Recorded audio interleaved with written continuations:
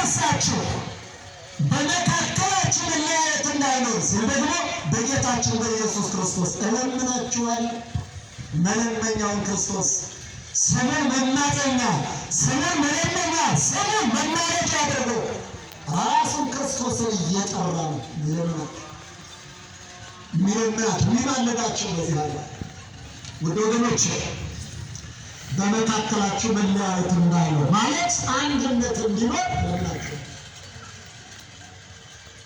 የቅዱሳኑ ምልጃ ይኸው ቅዱስ ጳውሎስ ትናንት ለቆሮንቶስ ክርስቲያኖች ተገኝተው ለአራት የተከፋፈሉትን ክርስቲያኖች እንዲህ አላቸው፣ ዛሬ ስለኛ በመንፈሱ የሚሆን አይደለም።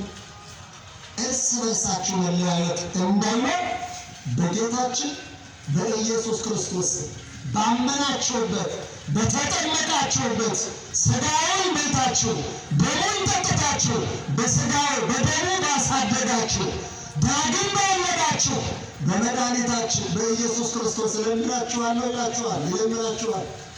ይለምንናል ሐዋርያው ጳውሎስ። እንለምናለን። አይገርማችሁም? ለራሳችን እንለምናለን፣ ለመዳናችን እንለምናለን፣ ለክብራችን እንለምናለን። ለምንድነው ጳውሎስ እንዲህ እየለመነ? በእኛ መካከል መለያየት ስላለ፣ አንደኛው የጳውሎስ፣ አንደኛው የአጵሎስ፣ አንደኛው የኬፋ፣ አንደኛው የክርስቶስ።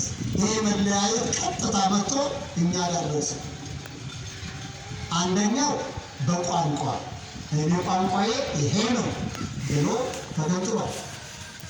ሁለተኛው በዘር የኔ ዘር ይሄ ነው ብሎ ጎራ ይዟል። ሶስተኛው በብሔር የኔ ብሔር ይሄ ነው ብሎ ተለይቷል። የኔ ክልል ይሄ ነው ብሎ ተለይቷል። የኔ ቦታ ይሄ ነው ብሎ በቦታ ተለይቷል። አራተኛው በሃይማኖት የኔ ሃይማኖት ይሄ ነው ብሎ ተለይቷል። አያችሁ፣ የአጵሎስ፣ የጳውሎስ፣ የኬፋ፣ የክርስቶስ ማለት በዘር በቋንቋ በብሔር በሃይማኖት መለያየት ነው።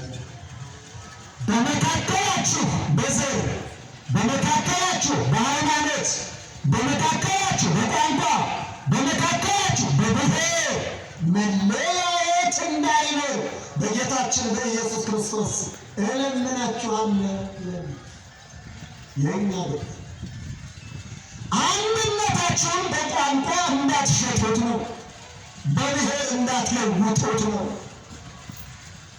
አንድነታችሁን በዘር እንዳታበላሹት ነው። ዘር የሚያሸንፈው አንድነት እንዳይኖራችሁ፣ ቋንቋ የሚሸፍነው አንድነት እንዳይኖራችሁ፣ ብሔር